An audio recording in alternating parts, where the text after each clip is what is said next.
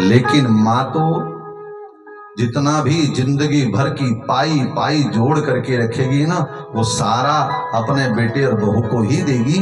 तो बताइए बड़ा दान कौन करती है?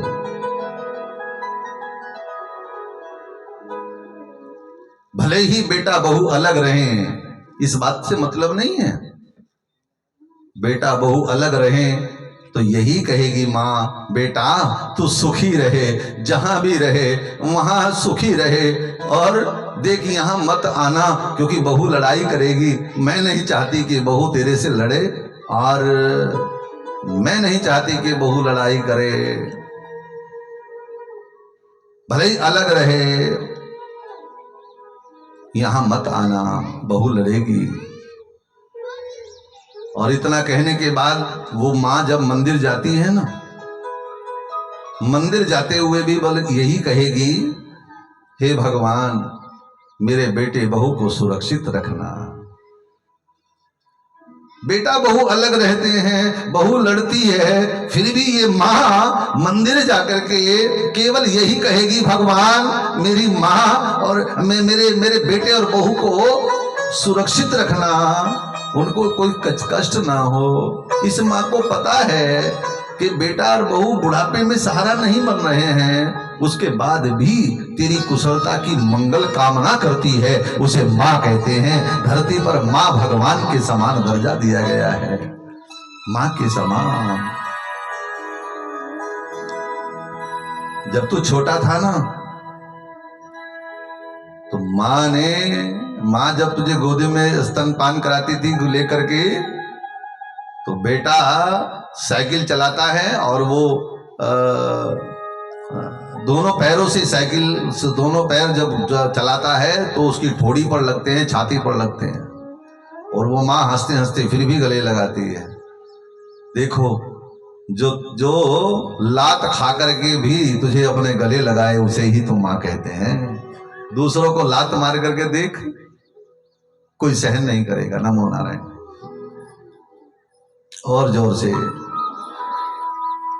देखो, जितनी जरूरत हमें बचपन में माँ बाप की है ना, उतनी ही जरूरत बुढ़ापे में माँ बाप को हमारी भी है।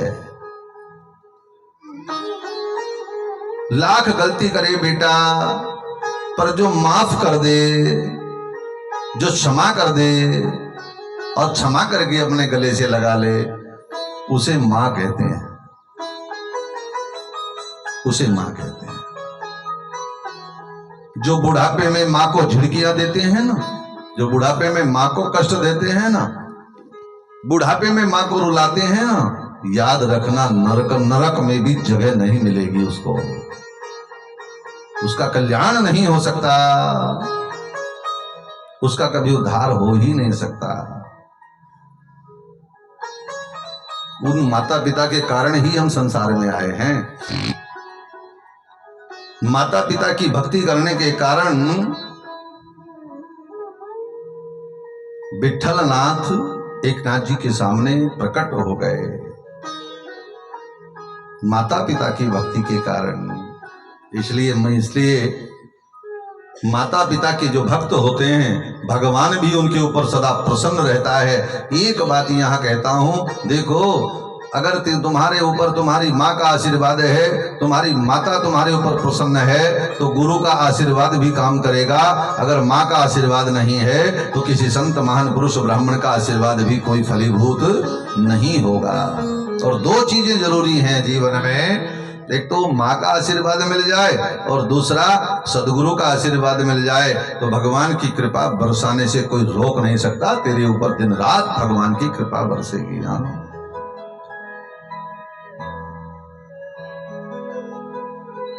हमारे संतों ने, हमारे भक्तों ने माता पिता को जीवित जीता जागता भगवान कहा। तुझे इस दुनिया में लाया, मुझे बोलना चलना सिखाया, जिसके कारण इन संसार में आए हैं, जिसके निमित्त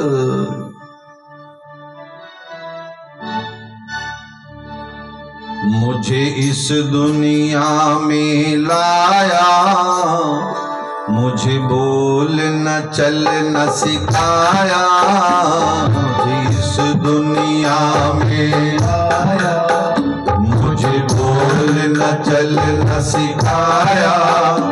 ओ मात पिता तुम्हें वंदन, मैंने किस्मत से तुम्हें पाया। मात पिता तुम्हें वंदन, मैंने किस्मत से तुझे पाया। इस दुनिया में लाया, मुझे बोल न चल न सिखाया।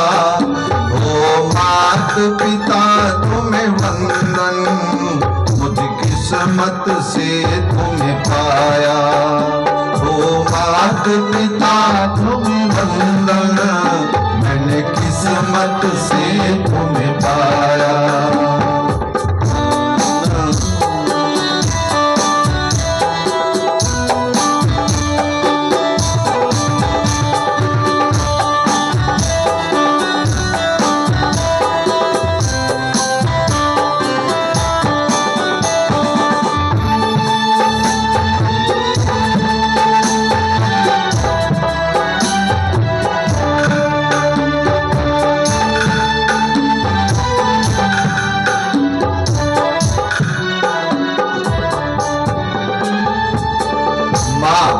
मायके में है, माँ जब तक मायके में है तब तक तेरा आदर सत्कार, तेरा सम्मान, और माँ जब तक तेरे घर में है तब तक तेरे घर की रौनक ही अलग है।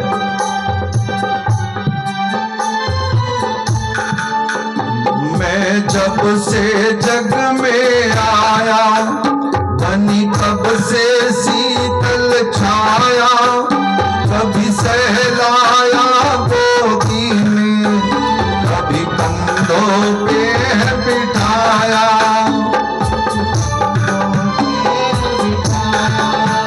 कभी कंधों पे बिठाया। मैं जब से जग में आया, धनी कब से शीतल छाया, कभी रहलाया गोदी में, कभी कंधों पे बिठाया। मेरे सिर पर हाथ रख के बस प्यार ही प्यार लुटाया। ओ मात पिता तुम्हें वंदन, मैंने किस्मत से तुम्हें पाया।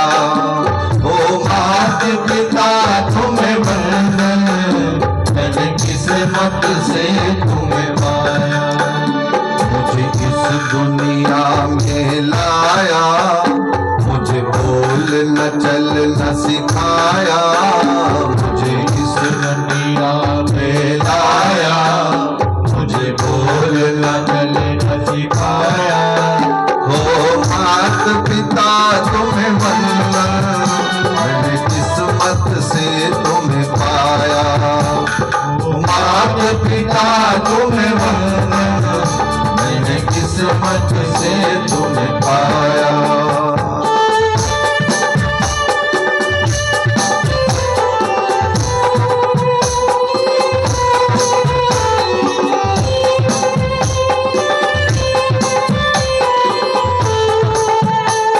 अपनी माँ के लिए सब लोग आओ, ताली से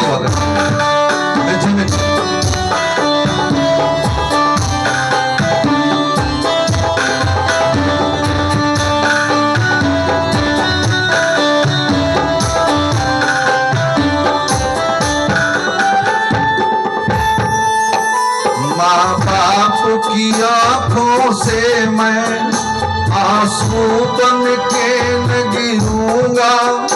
माँ बाप का दिल जो दुखा दे, मैं ऐसा कुछ न करूँगा।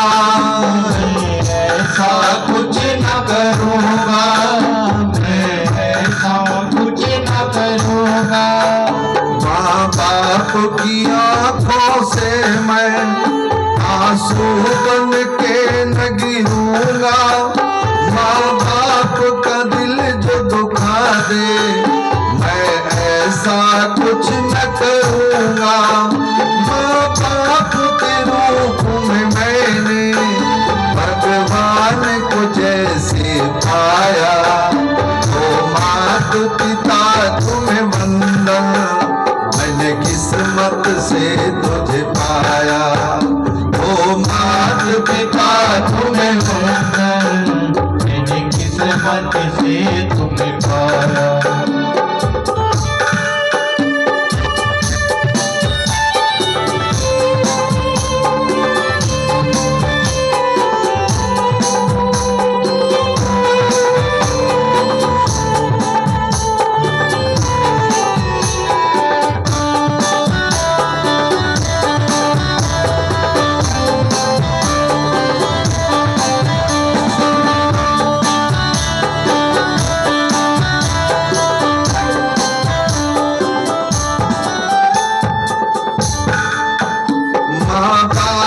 के रूप में मैंने भगवान को जैसे पाया, माँ बाप के रूप में मैंने भगवान को जैसे पाया।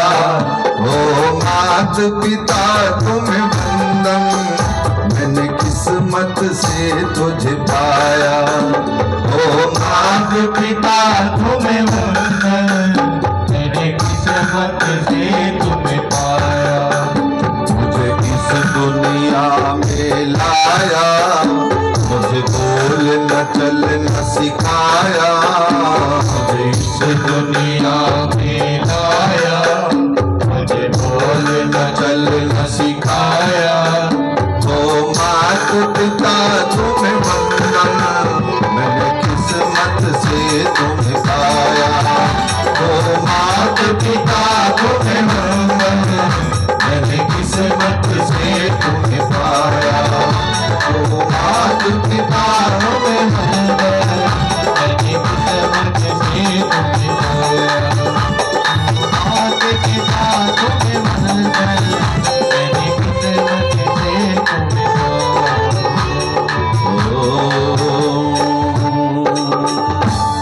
सर्वे भवन्तु सुखिनो,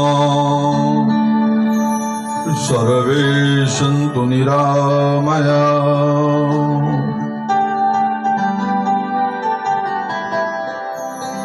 और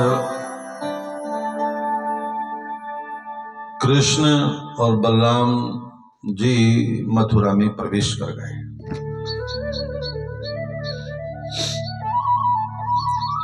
मथुरा पहुंचते पहुंचते सायंकाल हो गया।